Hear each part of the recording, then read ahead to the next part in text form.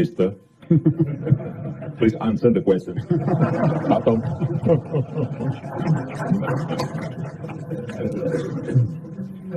But don't speak longer than my speech. Thank you.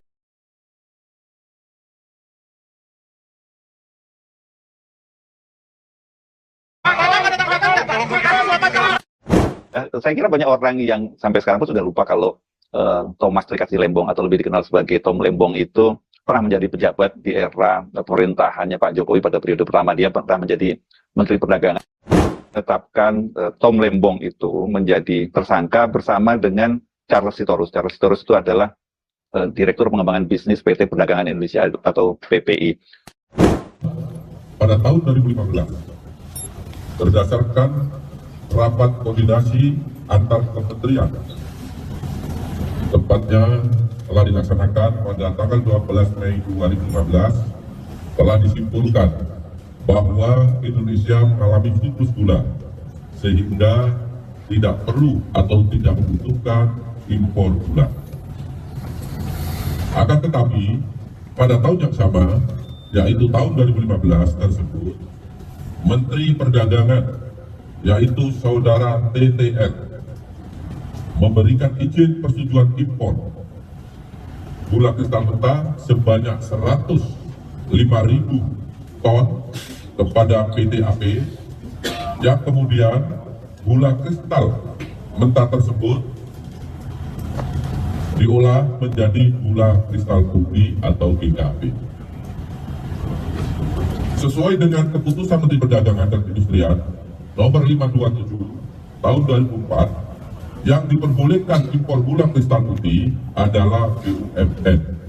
Tetapi berdasarkan persetujuan impor yang telah dikeluarkan oleh tersangka TTL, impor gula tersebut dilakukan oleh PT AP, dan impor gula kristal mentah tersebut tidak melalui rapat koordinasi atau rakor dengan instansi terkait, serta tanpa adanya rekomendasi dari Kementerian Perindustrian guna mengetahui kebutuhan dengan kementerian terkait, dalam hal ini kan Kementerian Perindustrian. Sementara Charles Sitorus itu perannya adalah dia memberi izin perusahaan-perusahaan swasta untuk mengimpor gula merah ya, gula kristal merah itu. Negara karena kebijakan dia mengambil kebijakan. Apakah kemudian ada aliran dana ke Tom Lembong? Ini banyak sekali yang meragukan karena Tom Lembong ini dikenal sebagai pribadi dia beneran korupsi. Inilah harga yang harus dibayar Tom Lembong ketika dia melawan kekuasaan. Siapa yang diperiksa, siapa yang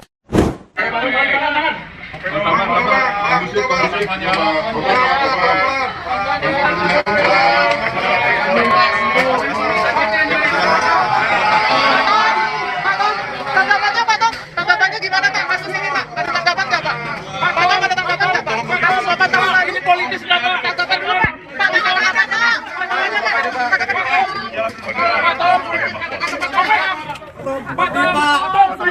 bisa apa Pak?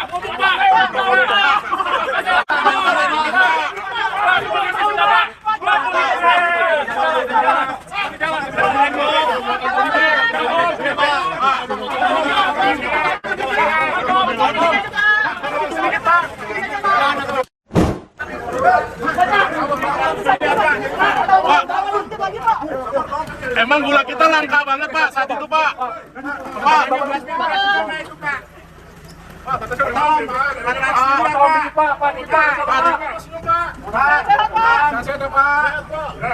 Selamat ya Pak Diputan.